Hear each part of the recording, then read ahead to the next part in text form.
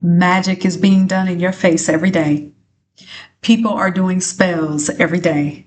Rituals are being done every day. There is magic taking place in plain sight. Listen, social media, because of social media, we have gotten used to seeing things public. People can make whatever they want public for the most part, right? Some you have to pay for their publicity. Some you get it for free on the free social platforms. All right. Now, this includes a person's spirituality. You know, we can see people reading tarot deck, or reading from an oracle deck. We can see people meditating. We can see people lighting candles, fixing a candle, using herbs, mixing herbs, making spiritual baths. We can see all of those things. We can go to any social media platform right now, and probably one of the top 5 feeds, or whatever you want to call it, 5 accounts that would come across our feed, will see something that represents that person's spiritual practice. Okay. So that's how popular it is. And we have gotten used to seeing that, to the point where we have to be careful with this, where we could think that, okay, well, just because a person isn't talking about spirituality, isn't sharing their spiritual practice, that must mean that they are not involved in spiritual work. And that is just not the case at all. That is not the case. Just because a person has not mentioned anything remotely spiritual does not mean that they're not doing the work. They could either be doing the work for themselves, or they could be working with a spiritual practitioner that does work for them.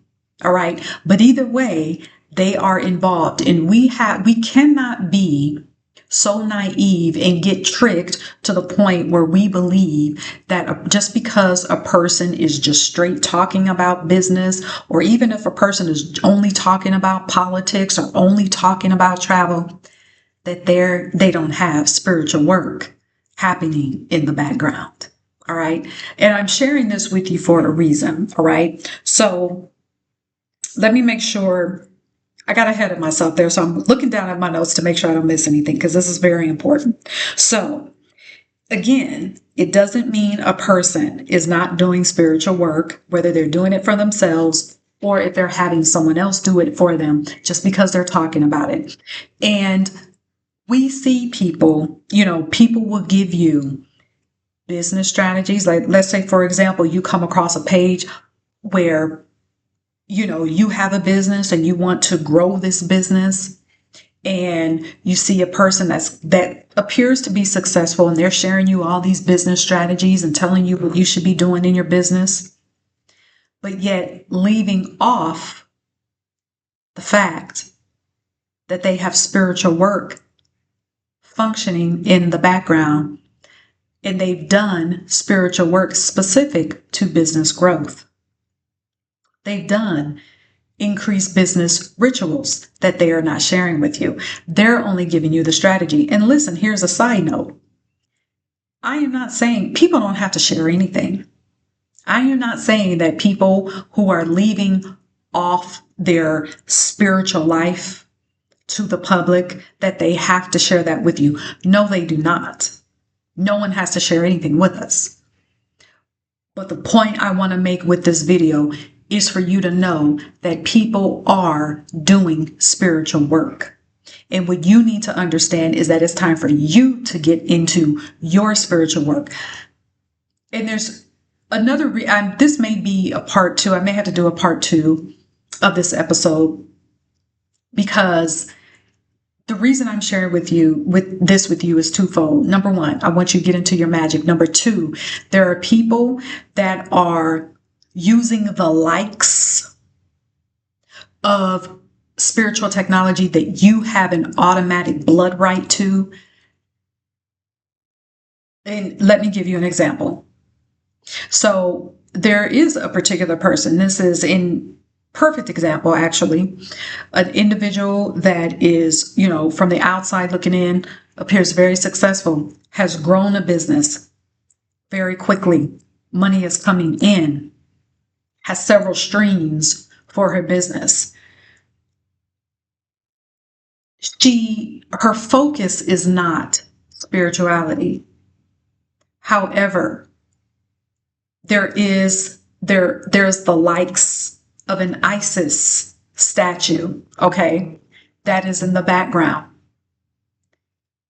And it doesn't, on her videos, it doesn't appear that she's hiding it. However, her focus is business, right? Her focus is, actually her work that she does is beautiful thing. Her work is so that all women are rich, wealthy and rich, okay? That is her message. But there are the likes of this Isis statue sitting in the background.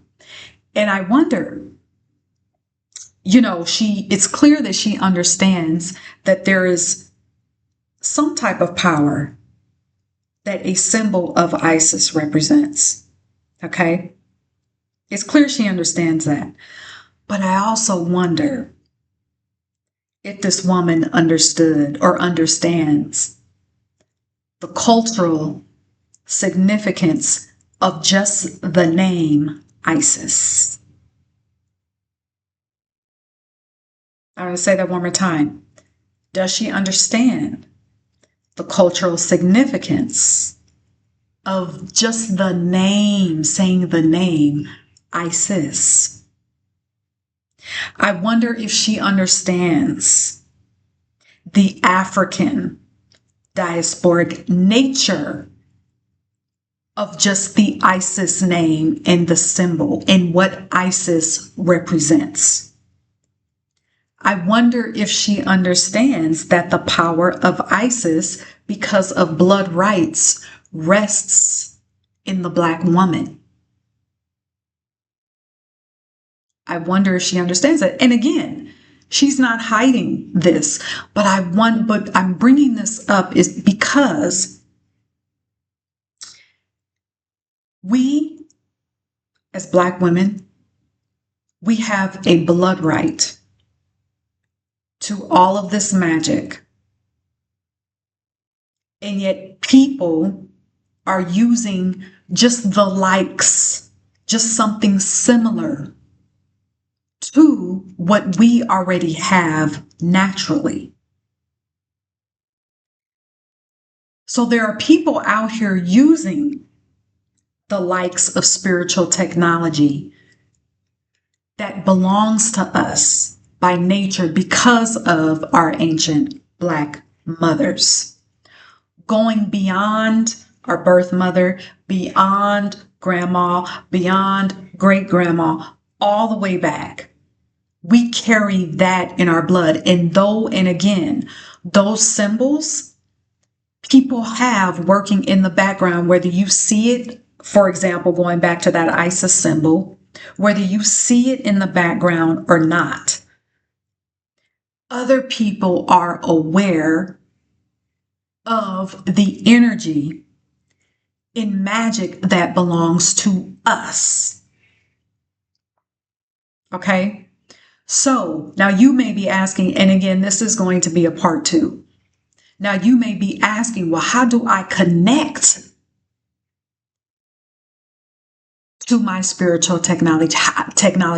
How do I connect? With the power of Isis that already flows through my veins, that I have a direct connection with? I don't have to get an Isis statue. I don't have to go and get an Isis symbol. I am the symbol. I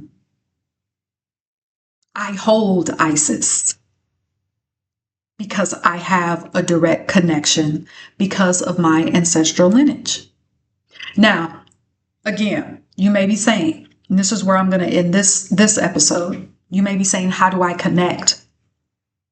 How do I connect to my spiritual technology? And how do I begin to use that in every part of my life so that I can see positive changes in my life. This is what you have a blood right to. This is what you have a right to. You have a right to rituals. You have a right to your magic. So the first thing that you do is connect to your ancestors, ancestral veneration. I don't care if you may be saying, well, I don't know any of my ancestors. You know it in your blood. You know it in your blood. And you just begin to, if you've never had a moment of ancestral veneration, if you've never tried to speak to your ancestors, start with this. Just get into a quiet space. Get into a quiet space. Get in almost a meditative state. Take 3 deep breaths, 3 intentional breaths. Get into a state, a space, a time where you know you can have that time by yourself. It doesn't have to be long and drawn out. It can be 10 minutes. It can be 5 minutes if you've never done this before. Take 3 big breaths so that you feel it from your diaphragm. And just slowly let that air out. And you simply say, I am here to reconnect with my ancestors that I know, with my ancestors that I don't know. I don't care if you just say that over and over again for 5 minutes. That is the beginning. That is how you reconnect. That is the start of you reconnecting with your spiritual technology that you have rights to. Because see, other people, think about it. If you have people out here that understand a little bit of the power that's just in a symbol or a statue, but not really having that ancestral connection, and it appears to be working for them in some way, which I believe that it is. Imagine how it can work for you when you have a direct connection. If you want to go out and get the symbol, get the statue, fine, but you don't need it because you don't need an intermediary. You have it because it is in your body. So I leave you with that. I am going to do a part 2 because there's so many things to unpack here. So you're going to notice, let me just say this before I go. You're going to notice my content is going to be more direct to women of the diaspora when I talk about religious programming, because Black women have had such a unique experience with religion because of our power that we carry. And religion has done everything in its power to subdue it, cancel it out, to cause us to cancel out our own power as the original woman. So you're going to notice my content is going to change to be more direct. I was in the beginning, but I'm noticing that I need to say that more. All right. So get ready for part 2. Get ready for so much more. We have a lot to discuss and to discover and to uncover. So I want you to go to unleashedalchemy.com where you can, work with me 2 ways. I have a 24 session package where you can work with me one-on-one. I have a one-time session.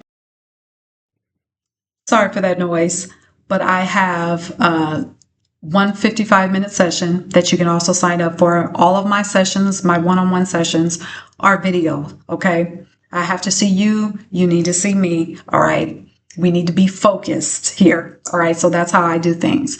Also, I have ebooks. I have courses that will help you in your spirituality, to help you grow in your gifts, to help you recognize your gifts, to help you recognize where religious programming is still operating in your life. so that you can pull the thread and be completely liberated and free in who you are as a sovereign being. All right. So I want to get your takeaways from this video. Leave me a comment. If you've never subscribed, subscribe. Also, don't forget, Unleashed Alchemy is also on every podcasting network. All right. So until next time, stay and be in your magic.